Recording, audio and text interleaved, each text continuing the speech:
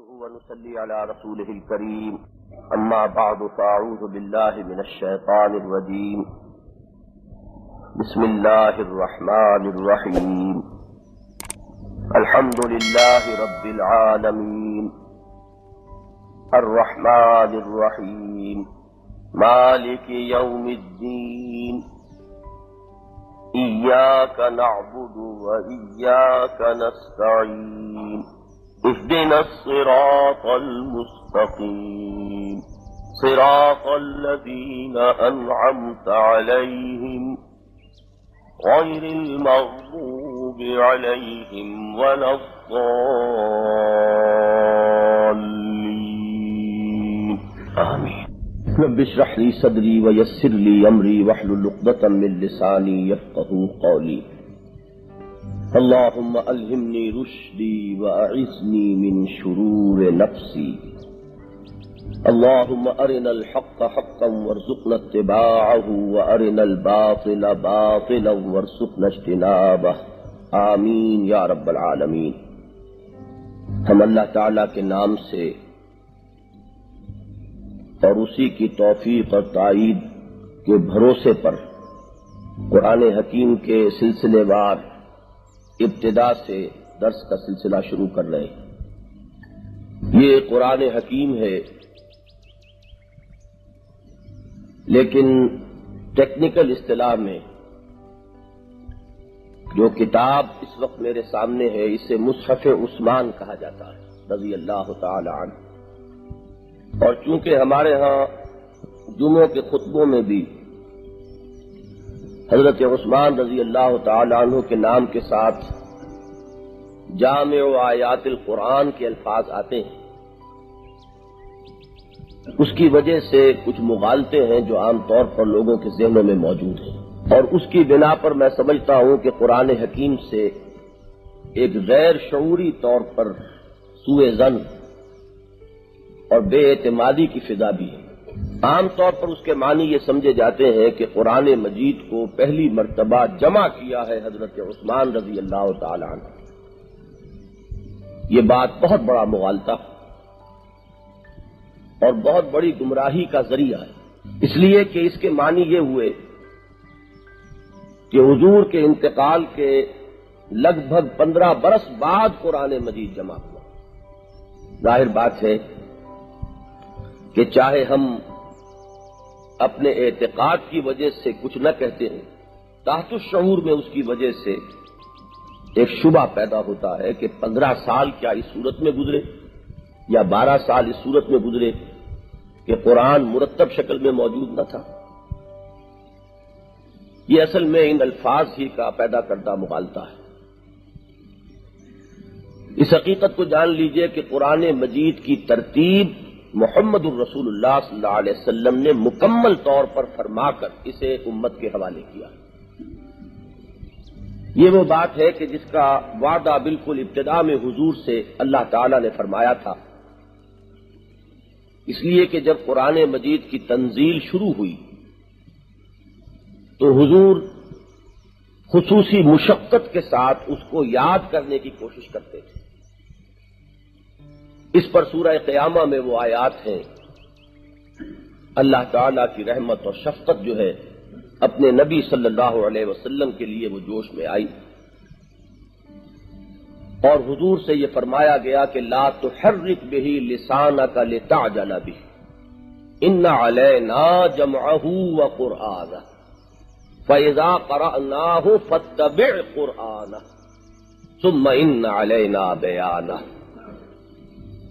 اے نبی، آپ اپنی زبان کو تیزی سے حرکت نہ دیں اس قرآن کے ساتھ. لا تحرک بہ لسانک لتعجل بہ کہ جلدی سے اس کو یاد کر لیں.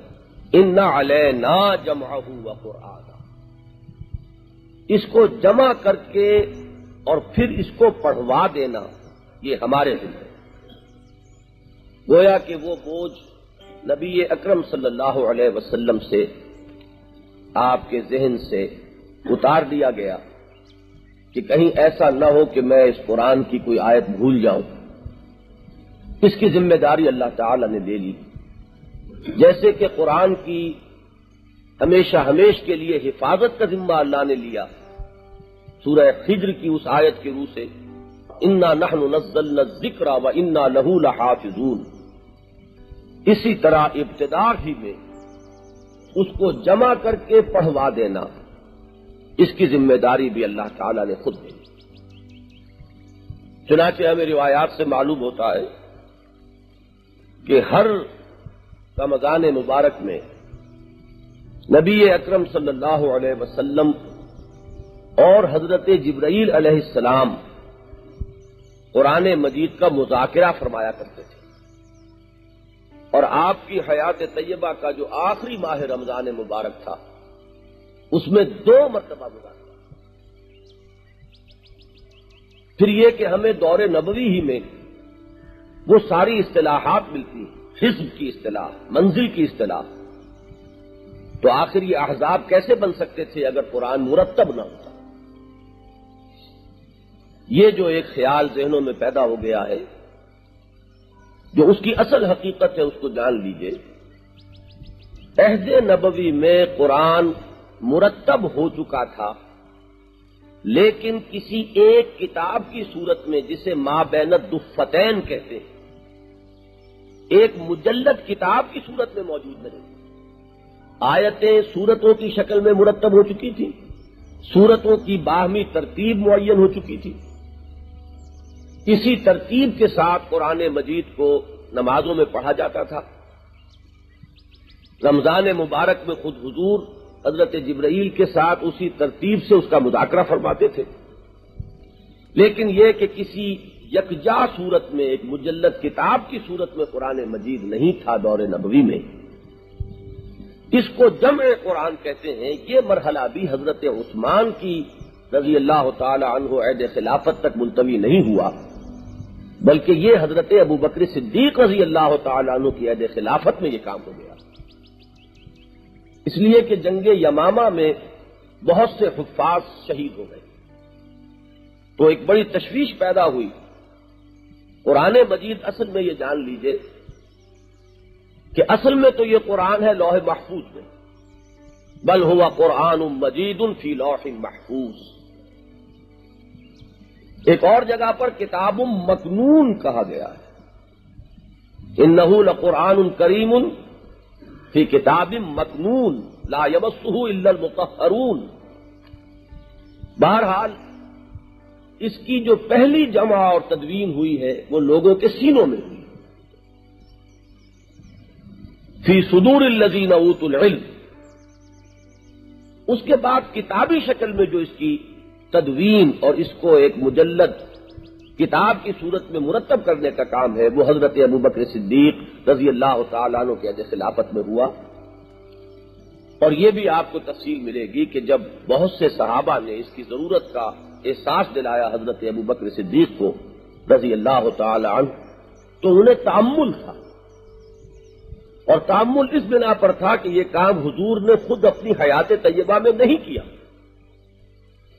چونکہ حضرت ابو بکر صدیق یہ جان لیجئے، میں نے کل بھی عرض کیا تھا کہ مقام صدیقیت بہت نزدیک اور بہت ملحق ہوتا ہے مقام نبوت سے، تو اتباع کامل کی جو شکل ہے وہ حضرت ابو بکر صدیق کی شخصیت میں ہمیں نظر آتی ہے۔ تو حضرت ابو بکر کو یہ خیال آیا کہ میں یہ کام کیسے کروں، لیکن پھر جب وہ واقعات اور شواہد سامنے آئے اور صحابہ کا اس پر تقریباً اجماع ہوا، تو پھر ان تمام کاتبین وحی کو جمع کیا گیا، اور خاص طور پر حضرت زید بن ثابت رضی اللہ تعالی عنہ ان کو اس خدمت پر مامور کیا گیا۔ تو انہوں نے مختلف اجزاء قرآن مجید کے جمع کیے۔ کسی کے پاس کوئی صورت کہیں اونٹ کے شانے کی ہڈی پر لکھی ہوئی تھی، کسی کے پاس کہیں کوئی کاغذوں میں مرقوم کچھ صورتیں تھیں، کسی کے پاس کہیں کپڑے پر لکھی ہوئی کچھ صورتیں تھیں۔ سینوں میں مکمل قرآن اسی ترتیب کے ساتھ موجود تھا، لیکن یہ جو مکتوب حالت میں اجزاء تھے ان کو جمع کیا گیا، اور ما بین الدفتین یہ کام جو ہے قرآن مجید کی جمع و تدوین کا، یہ عہد خلافت صدیقی رضی اللہ تعالی عنہ کے اندر مکمل ہو۔